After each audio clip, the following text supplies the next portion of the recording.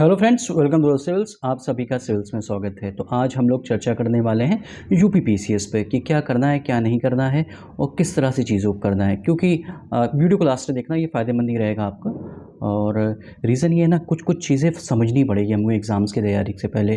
क्योंकि जो लोग एग्ज़ाम दिए नहीं हैं, जिन्होंने एग्ज़ाम्स को समझा नहीं है, और पिछले जो अभी देखो बहुत ड्रास्टिक चेंज आया है पिछली 2 बार से, तो क्या चेंजेज़ हैं, उसको किस तरह से आप लोग अपनी स्टडीज़ को करेंगे, तभी जाके हो सके आप कहते हैं खूब आंसर्स लिखें तो वो भी हो सके, फिर भी जाके एग्ज़ाम में जाके वहाँ कहते हैं आप बिल्कुल परफ़ॉर्म ना कर पाएँ। मैं ऐसा क्यों कह रहा हूँ कि मैं ये सब आगे बताने वाला हूँ आपको। ठीक है, पहली बात तो स्ट्रक्चर आपको समझो, एग्ज़ाम्स का स्ट्रक्चर क्या है।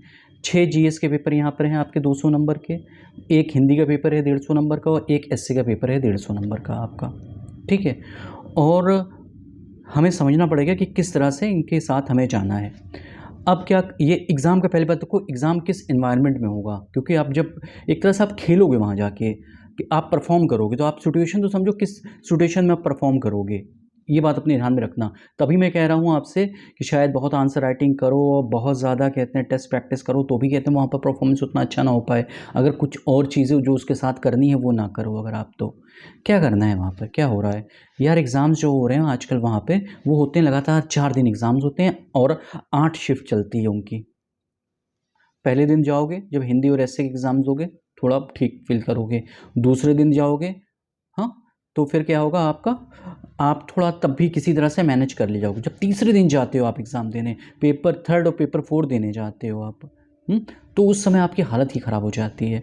और देखा ये गया आपकी बार पेपर 2024 का पेपर आप जाके देखोगे कि लेवल उसी की तरह पेपर का बढ़ता गया। जीएस 1 उन्होंने ट्रेडिशनल पूछा, जो एकदम बिल्कुल स्ट्रिक्ट रहे वो सिलेबस के थ्रू, हटा दिया उन्होंने। जीएस 2 उन्होंने अलग तरह से पूछा, लोग समझ नहीं पाए। उनकी थीम जो थी, जैसे उन्होंने आपकी बार वो किया था आपके प्रीसियस प्रीलिम्स के पेपर में जो किया था, वही काम जीएस 2 के साथ किया है, जीएस 3 के साथ किया है। कि उनकी जो थीम है जो वो पूछ रहे हैं वो ईजी रहेगी, लेकिन वो स्पेसिफिक चीज़ें पूछते हैं। ये कैटेगोरिकली वो चीज़ से ये कहते हैं कि मुझे ये बताओ इस चीज़ में। जैसे वो पावर्टी का क्वेश्चन पूछ रहे हैं तो ये लग रहा है कि यार गरीबी पूछ रहे हैं, क्या दिक्कत है। लेकिन वो ये पूछ रहे हैं कि इंडिया ने जो सब्सटेंशियल रिड्यूस की है पावर्टी पिछले 10 सालों में, तो उसका आप ब्यौरा मुझे दो।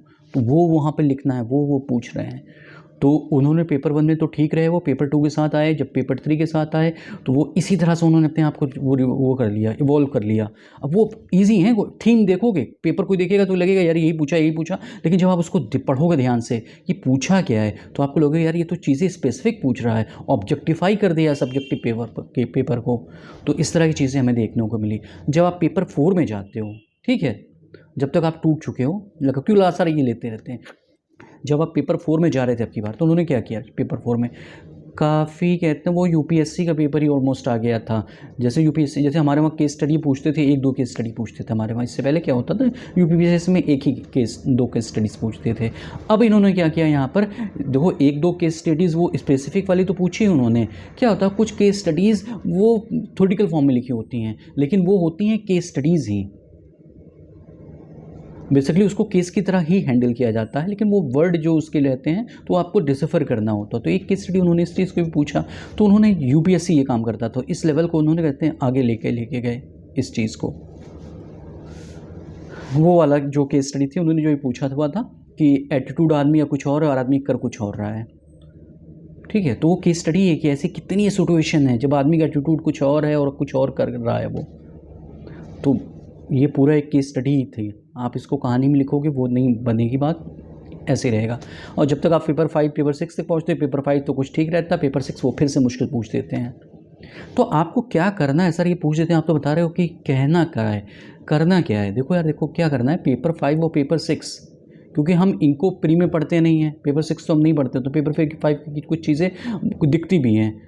हाँ, क्योंकि हिस्ट्री है, कुछ और भी ऐसी चीज़ें हैं वहाँ पर जो हम लोग प्री में भी पढ़ते हैं, फिर जीएस 1 में पढ़ रहे हैं तो उसके साथ कुछ कोइंसाइड कर रहा है। तो लेकिन पेपर 6 जब तक आप आते हैं तब तक वो थोड़ा सा टफनेस ला देते हैं उस चीज़ों में। तो इस वजह से पेपर 6 को ठीक से फोकस करके जाना है। हर कोचिंग वाला भी यही काम कर रहा है। वो क्या कर रहा है, किस तरह से बेवकूफ़ बनाते हैं वो लोग, वही काम कर रहे हैं। या वो थीम कहते हैं कि हमने अपने कोचिंग में ये थीम पूछी, अपने क्वेश्चन पेपर में ये थीम पूछी। तो थीम तो ठीक है यार, आपने जो पूछी है, लेकिन वो पूछो, वो देखो वो स्पेसिफिक क्या पूछ रहा था, वो तो आपने पूछा नहीं था यार, नंबर तो उस पर मिलने हैं आपको। हाँ, तो थीम तो यार ये गलत बात है, ये ऐसा नहीं करना है आपको। आपको वो जो कैटेगरिकली वो पूछ रहे हैं, इस ध्यान रखना इस चीज़ को। तो पेपर 6 को आपको बहुत एक्स्ट्रा एम्फेसिस देना है। सिविल्स की हमारा जो देखो, मैं जो भी कहूँगा, आप अगर कोई और अच्छा हो तो मैं कह देता हूँ वहाँ से जाकर कर लो। 6 पेपर का हमने बहुत आउटस्टैंडिंग बना रखा है उसका नोट्स, शायद वो कहीं आपको नहीं मिलेगा। वो हैं फाइल्स, आप वो ले सकते हो हमसे पेपर 6 की फ़ाइल। पेपर 5 भी उतनी अच्छा है, लेकिन पेपर 5 के साथ ये कुछ लोग और भी कुछ हद तक ठीक ठाक लग जाएगा हिसाब किताब। लेकिन पेपर 6 में तो पेपर 6 में किसी का कुछ समझ में नहीं आ रहा था, तो हमें वो 6 से बनाए, और हम बनाते और भी नहीं, फाइल्स अपनी बनाते नहीं। पेपर 5 अगर किसी और का अच्छा होता तो रिकमेंड कर देते। फाइनली मैं पेपर 5 पेपर 6 बनाना पड़ा उस हिसाब से। ठीक है, तो आपको अब कुछ चीज़ें ये तो पहले आपको ये समझना पड़ेगा किस कंडीशन में आप दे रहे हो एग्ज़ाम। कंडीशनिंग समझनी पड़ेगी एग्ज़ाम्स को। तो कंडीशन समझ के क्या आपको ये समझ में आया? कंडीशन समझ के में ये आया कि एग्ज़ाम्स के दिन अगर 100 पन्ने के या 80-90 पन्ने के नोट्स होंगे पर पेपर के, तो हम वही रिवाइज़ कर सकते हैं, वही हमारी शॉर्ट मेमोरीज़ में जा सकता है। बाकी बहुत ज़्यादा हम पढ़ नहीं सकते हैं, क्योंकि पेपर इस तरह से रहता है, बहुत रिग्रेसिव फॉर्म का। तो हाँ, क्योंकि वो जो एनवायरनमेंट में, जिस सेटअप में वो एग्ज़ाम्स ले रहे हैं, तो उसको ये समझा आपने। तो आप जब आंसर राइटिंग कर रहे हो या टेस्ट दे रहे हो, तो उसके बाद आपको ये समझना पड़ेगा, ये सब तो आप कर रहे हो जिससे कि आपके हाथ को याद हो रहा, मसल मेमोरी में चीज़ें जा रही है, लेकिन साथ में आपको शॉर्ट नोट्स भी बनाने पड़ेंगे। तभी आप कहते हैं बहुत ज़्यादा इफ़ेक्टिव साबित होंगे एग्ज़ाम्स के। ठीक है। दूसरी बात क्या है, देखो क्या है कि यूपीएससी का सिलेबस जो था यूपीपीसीएस के साथ अलाइन था, 1 to पेपर 4, और पेपर 5 6 तो यूपी का है। तो 1 to 4 पेपर के साथ ये क्या है कि कहीं ये आपको कभी कोई लगता है कि यार ये तो यूपीएससी का ही है, लेकिन जब आपका इसका ब्रॉड जब वो करोगे, इन्वेस्टिगेशन करोगे, तो आपको मिलेगा कि 15-20% 10% कहीं भी कुछ हो जाता है। एल्स वाइज ये यूपीएससी से बहुत ज़्यादा मेल नहीं खाते हुए दिखता है, ये अपनी ही धुन में थोड़ा सा रहता है, और कहीं कहीं ये मिल भी जाता है। तो सर करें क्या? अब जैसे क्या हुआ, 2018 से अभी तक पेपर आए हैं। जीएस 1 का फॉर एग्जांपल आप ले लो, तो जीएस 1 का पेपर जो है, वो जो हेडिंग लिखे हुए हैं वो उसी हेडिंग से वो पूछते हैं, बिल्कुल एग्जैक्ट वही पूछते हैं। जैसे मैं फॉर एग्जांपल आपको मैं बता दूं, अगर वर्ल्ड हिस्ट्री में उन्होंने लिखा हुआ है, यहाँ जहाँ एक्सप्लिसिटली मेंशन किया हुआ है, इन्होंने क्या मेंशन किया हुआ है, आइडियोलॉजीज मेंशन की हुई उन्होंने, सोशल नाजिज्म फासिज्म ये मेंशन किया हुआ, वर्ल्ड वॉर मेंशन किया हुआ है, फ्रेंच रिवोल्यूशन मेंशन किया हुआ। और एक चीज़ मैं आपको और बता दूँ कि हाँ, ये मैं चल रहा हूँ, थोड़ा 30 सेकंड रुकता हूँ, मैं एक चीज़ बता दूँ कि देखो यार, सिलेबस बहुत लंबा है, आपको अपने हाथ से लिख लिख के सिलेबस को याद करना होगा, क्योंकि जब याद करोगे ना सिलेबस, तो आपको समझ में आएगा कि पढ़ना क्या है, वरना अपने टाइम को आप वेस्ट करोगे, पढ़ नहीं पाओगे, थोड़ा सा आपके टाइम बर्बाद होंगे।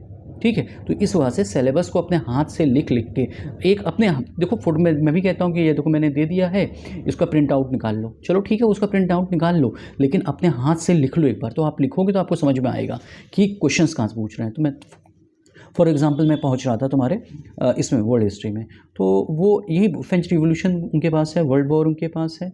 ठीक है, मसोलिनी की फॉरेन पॉलिसी उन्होंने पूछी हुई थी इससे पहले, जैकोबियन क्लब पूछा हुआ था वो, तो वो उसी के आसपास वो घूम रहे हैं। अगर आप एल्स वाइज वर्ल्ड हिस्ट्री पढ़ने जाओगे ना आप अगर, तो मैं बता रहा हूँ वो आप रट्टिफिकेशन पढ़ लोगे, लेकिन समझ अंडरस्टैंडिंग हिसाब से 2 महीने से कम नहीं लगता है वर्ल्ड हिस्ट्री को पढ़ने में।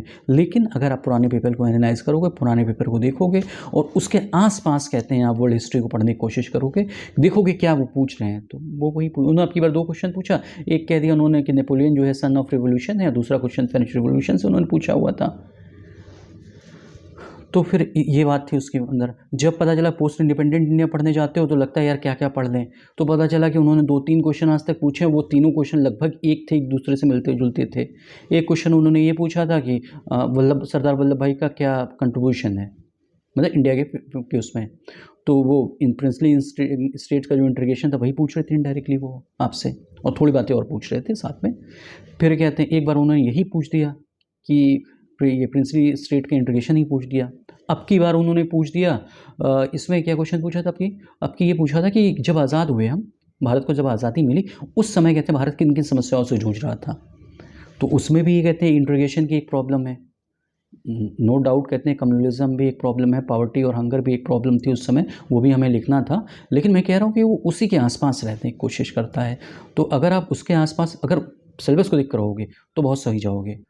मैं अभी आऊँगा सारे पेपर्स का, GS1 से लेकर 6 तक मैं जाऊँगा, एनालिसिस में जाऊँगा कि क्या पढ़ना है। और देखो जैसे मैं ये वीडियो रिकॉर्ड कर रहा हूँ, ये सब लाइव रिकॉर्ड होता है और एडिट टू डेट मेरे पास इतने हैं नहीं, जो जैसा होगा कभी बीच में एरर्स आ जाती हैं, ध्यान दे देना उसको। तो आपको भी ऐसे ही सब याद होना चाहिए, ठीक है, इसको पूरे से, क्योंकि इस एग्ज़ाम्स को भी मैं यूपीपीसीएस का भी मेंस मैंने 6 बार दिया, इंटरव्यू भी दिए हैं इसके, ठीक है। तो अगर आपको क्वालिफाई करना हो, आगे की तरफ जाना है, तो फिर आपको ध्यान रखना पड़ेगा, क्योंकि रीज़न है ना कि हर चीज़ का सिलेबस बहुत ज़्यादा दिखता है, लेकिन जब उसकी आप पर्टिकुलर माइन्यूट एनालिसिस करते हो तो समझ में आता है कि यार यही पूछ रहे हैं वो। अब जैसे वो ले लो, आपका ये लैंड फॉर्म से क्वेश्चन बहुत पूछते हैं, ठीक है, और उसमें आप देखोगे कि इरोजनल लैंड फॉर्म बनते हैं, डिपोजिशनल लैंड फॉर्म बनते हैं। जब आप इनके एक्सप्लिसिटली जो इन्होंने मेंशन कर रखा है, अगर इनके सिलेबस में देखोगे तो विंड मेंशन कर रखा है और ग्लेशियर मेंशन कर रखा है। जब इन्होंने पूछा है तो यही पूछा है इन्होंने, तो हमें याद रहेगा ये। और जब एक क्योंकि वोल्केनोज मेंशन है, तो वोल्केनोज से भी इंट्रूसिव और एक्सट्रूसिव लैंड फॉर्म बनते हैं, तो वो इन्होंने एक बार पूछा है। आप कहोगे मुझ अगर कमेंट में जाके ये चीज़, तो वो बता दो कि ये कहा। फिर ये अर्थक्वेक इनके सिलेबस में, तो अर्थक्वेक का आपकी बार भी पूछा था इन्होंने, उससे पहले भी पूछा है, तो वो पूछा है इन्होंने। जो क्वेश्चन फंडेड बाउंड्रीज लिखी थी, एक बार उन्होंने डिफरेंस पूछा था इस पर। ये अगर ये कहते हैं ओशनिक रिसोर्सेज लिखा है, तो ओशन रिसोर्सेज कैसे बेनिफिशियल ह्यूमन बीइंग के लिए, कैसे इंडियन ओशन में जो रिसोर्स हैं वो एक्सप्लॉइट किया जाएगा, तो कैसे प्रॉब्लम्स आएंगे, ये पूछा है इन्होंने। ये वही पूछ रहे हैं, मतलब ये सिलेबस में इनके है। माइग्रेशन के सिलेबस में है तो ये पूछते हैं, पॉपुलेशन के सिलेबस में है तो ये पूछते हैं, पॉवर्टी के सिलेबस में है तो पूछते हैं, वुमेन ऑर्गेनाइजेशन इनकी सिलेबस में है। आप वुमेन इश्यूज़ को आप ना बैठ जाएँ कहते पढ़ने को, तो what they have mentioning in this syllabus, they are asking those things. So we have to analyse the syllabus, we have to go time and again with the syllabus, because कहते हैं once you have having one reading with the syllabus, you get something. The next time you read the syllabus, you get the next things. You are doing the multiple reading of the syllabus, you are getting multiple things in your minds, how the commission is framing the questions. तो ये आपको बहुत beneficial होगा। तो आपको ये है, पुराने पेपर को जो सिलेबस है उसको हम कायदे से याद रखेंगे, उसको थीम देंगे, और जो अगर ये लेक्चर जैसे GS1 का मैंने डाल रखा है, तो नेक्स्ट मेरा जो वो होगा लेक्चर आएगा, तो वो इस पर आएगा कि GS1 को कैसे तैयार करना चाहिए, किस तरह से उस पर अप्रोच अपनी रखनी चाहिए। तो उसके आप लोग हिंदी का भी डाला नहीं, हिंदी भी डल जाएगा, दोनों ले लो और दोनों निकाल लेना, उसको लेके बैठना नेक्स्ट टाइम जब मैं बताऊँ, तो अब आपको समझ में आएगा सर जो कह रहे हैं उस और वहीं से आ रहा है, ठीक है। क्योंकि आपको ज्योग्राफी बहुत बड़ी लगेगी, मैंने 70-80 पेज में हमने कंपाइल कर रखा है, और उसी में से अभी आया था जी, जब 2024 में पेपर आया था, और अभी फिर वहाँ पर से फिर आएगा पेपर। तो आप 80 पेज पढ़ के जाओगे, एग्ज़ाम देने जाओगे, कि आप वैसे तो फिर NCERT का ठीक है, एक NCERT से क्वेश्चन आते हैं, तो हमने भी NCERT से ही कंपाइल करके और जहाँ से कंपाइल करके बनाया हुआ है उसे, तो आपको 80 पेज पढ़े ना, तो पता चल गया ना, 80 पेज आपने पता चला, पहली बार पढ़ोगे तो शायद 10 घंटे लग जाए, दूसरी बार पढ़ोगे 5 घंटे, और तीसरी बार पढ़ोगे 1-2 घंटे में आपके कंप्लीट हो जाएंगे। पता चला ऐसे ही आप वर्ल्ड हिस्ट्री होगा, वो भी ऐसे 3-4 घंटे में निपट जाएगा। तो अपने आप को शॉर्ट करने की ज़रूरत पड़ेगी, और जब शॉर्ट करते रहोगे फिर कहते हैं एग्ज़ाम में हिट करोगे। आंसर राइटिंग की प्रैक्टिस तो आपको करनी है, क्योंकि जब क्योंकि वहाँ दिमाग वहाँ काम नहीं करता, मैं बता रहा हूँ ना आपको, जिन्होंने एग्ज़ाम लिखा वो समझ रहे होंगे इस चीज़ को। दिमाग बहुत ज़्यादा काम नहीं करता एक सर्टेन पॉइंट के बाद, आपकी मसल मेमोरी में चीज़ें जानी चाहिए, तो लिखना बहुत ज़रूरी है। और लिखना ऐसा नहीं है कि कुछ भी लिखना है, कि कोई जैसे किसी कोचिंग में कहीं आप जा रहे हैं तो वो आपको इतने मुश्किल क्वेश्चन दे रहे हैं कि यार उनका लेवल बढ़ा रहे, यार उनका लेवल नहीं, जो एग्ज़ाम पूछ रहा है उसके हिसाब से आप पेपर दो, उस हिसाब से बनेगा, उस हिसाब से हम लिखेंगे। और मुझे क्या बतानी थी आपको, पेपर 5 पेपर 6 में बता रहा था कि पेपर 5 और पेपर 6 को थोड़ा शुरू से ही स्टार्ट से लेके चलो, पेपर 5-6 को। 6 तो यार वो बड़ा मुश्किल पूछ रहे, पिछली बार उन्होंने कुछ पूछा था, नंबर्स नहीं आए थे, अब की बार भी पेपर उन्होंने हिला के रख दिया था, वहाँ पर पेपर एक्चुअल में पूछ तो रहे हैं। और एक और प्रॉब्लम आ जा रही है ना पूछने के रीज़न ये है ना, यार हम लोग वो चीज़ें बार बार पढ़े नहीं हुए हैं, तो वो हमारी कहते हैं सबकॉन्शियस माइंड में उतना गया नहीं है, तो ऑन पेपर पर जब लिखते हैं तो याद उतना नहीं आता है, क्योंकि जो एग्ज़ाम दे रहा है वो इस बात को समझ रहा होगा जो मैं कहने की कोशिश कर रहा हूँ, ठीक है। UPSC UPPCS का मैंने आपको बताया है कि आप अगर देखेंगे तो कई जहाँ ये कन्वर्ज कर रहे हैं, जैसे पेपर 4 का पूछ रहे हैं, तो पेपर 4 में ये ऑलमोस्ट UPSC का लग रहा था पेपर डाल दिया आपकी बार, हमेशा ऐसे नहीं पूछते, तो हमेशा UPPCS पेपर आता था, कि UPSC का पेपर आ गया, ठीक है। तो उस चीज़ को भी ध्यान रखना है हमें। एस्से में भी जब जाओगे तो देखो इनकी थीम है, 3 एरियाज़ हैं, 3 एस्से पूछेंगे, वो तीनों की उन्होंने बांट रखी है थीम। हिंदी में जाओगे तो 5 लेटर आते हैं, उनके फिक्स रहते हैं, शासकीय, अर्थशास्त्री, अधिसूचना है आपका, ठीक है, उसका भाई कार्यालय आदेश और एक परिपत्र है आपको। शासकीय और परिपत्र एक तरह बनता है, अर्थशास्त्री का अपना अलग तरीका, दूसरी सूचना कार्यालय आदेश कुछ हद तक एक अलग, लेकिन डिफरेंसेस हैं उनके अलग मॉडल लेवल पर। आपको मुहावरे और ये मुहावरे आपको, कहावतें आपको याद करनी होगी, 30 नंबर वहाँ से आते हैं और वो पुराने पेपर्स में से ऑलमोस्ट फंस जाते हैं वो। अपनी बार तो शायद ऑलमोस्ट 9 आ गए वहाँ से। और वो संक्षेपण पूछते हैं, गद्यांश पूछते हैं आपसे एक, और विलोम पूछते हैं आपसे, और हाँ वन वर्ड सब्स्टिट्यूशन भी पूछते हैं, अनेक शब्दों के लिए एक शब्द, ये पूछते हैं। तो हिंदी का सिलेबस ये रहता है। और एस्से में जाएंगे तो आप, मैं बताया ना, वो थीम वाइज आप उसमें पहुँचेंगे कि वो 3 थीम हैं, उसमें से एक थीम, वो 3 एस्से पूछेंगे, उसमें एक आपको करना रहता है, मतलब कि हर 3 सेक्शंस में से। तो यहाँ भी इन्होंने दे रखे हैं, तो आपको इसको देख लोगे तो उससे आपकी ये आसानी हो जाएगी। ये सिलेबस के साथ बहुत आपकी वो रखना है, सिलेबस आपका टाइम बचाएगा, इसलिए मैं कह रहा हूँ। और कुछ बातें मैंने लिख रखी थी आपको, हाँ, और जैसे कि हमने जो सिलेबस दे रखा है अपना, तो हमने लास्ट टाइम एक, जाओगे देखोगे जब उसके अंदर, टेलीग्राम चैनल लाइक कर लेना, उसमें वहाँ पेपर पड़ा हुआ है। 9 क्वेश्चंस तो, और 19 क्वेश्चंस तो, सॉरी 9, मैं 19 क्वेश्चन तो बिल्कुल जो पुरानी थीम से रिपीट हो गया था। एक बायोडाइवर्सिटी वाला क्वेश्चन जो था, एक नया दिया था। चलो ठीक है, वो लिख देंगे, मैनेज कर देंगे। आंसर लिखते लिखते कभी कभी जानते हो एक टेक्निक आ जाती है, या आप खुद कहते हैं मैन्युफैक्चर कर लेते हो वहाँ पर एग्जाम में, और जहाँ 19 क्वेश्चन सही लिख गए तो 1-2 मैनेज हो जाते हैं, अब उसके लिए जान नहीं दी जाती है। ठीक है, तो टेलीग्राम का लिंक पड़ा हुआ है, उसको लाइक कर लेना। वहाँ पर कहते हैं आपको पेपर के एनालिसिस जो मैंने बोला है, आप अभी GS1 का वहाँ पड़ा हुआ है, आपका GS2 का भी आएगा, 3, 4, 5, 6 सब दे दूंगा वहाँ पर, और वीडियोज़ आते रहेंगे, आपको समझते रहना कैसे करना है। हाँ, लिखना है ही, लेकिन सिलेबस को भी याद करना है, सिलेबस याद करना है, क्योंकि कुछ जब सिलेबस याद करोगे तो बच जाओगे ना आप, अपने टाइम बचाओगे ना, कि वो आपको पता होगा कि यार यही पूछेंगे, आप इधर उधर क्यों जाओगे।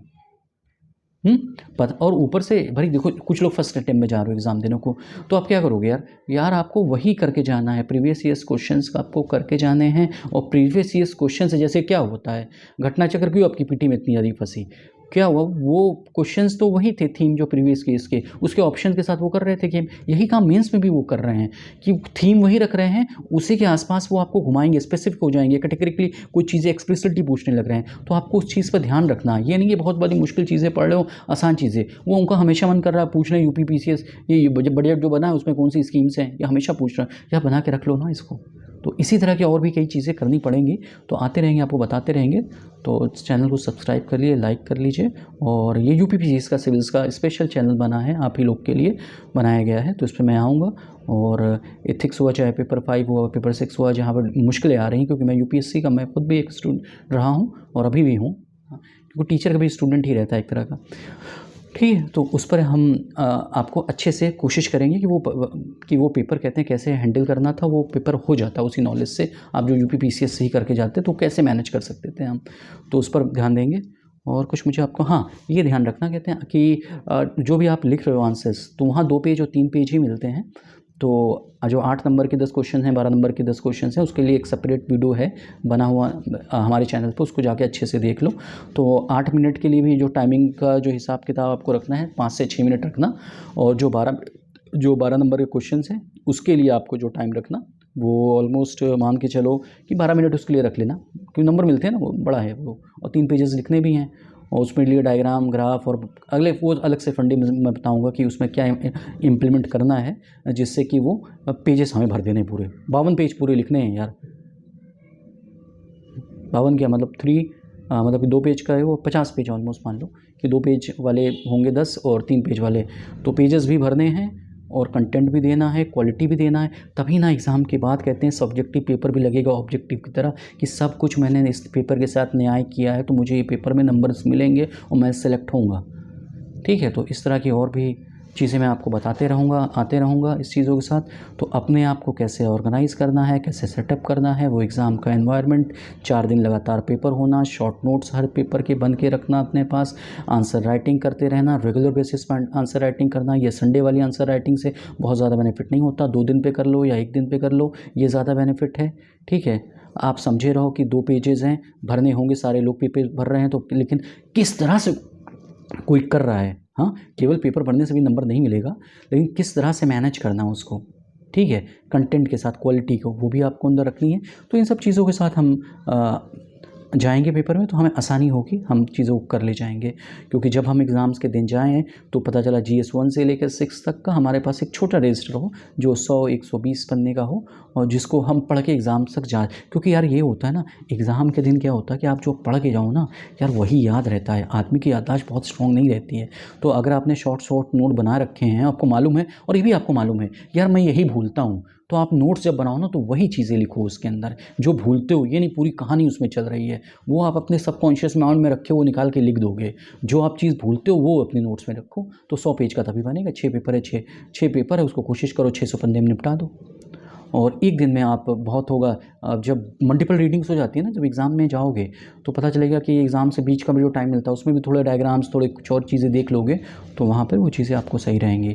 तो सिविल्स, और ये भी बता दे रहा हूँ मैं आपको कि सिविल्स का UPPCS का सुपर 20 का बैच आ रहा है और ऑलमोस्ट 1 नवंबर से स्टार्ट हो रहा है। जो लोग भी इंटरेस्टेड हैं उसको ज्वाइन कर लो।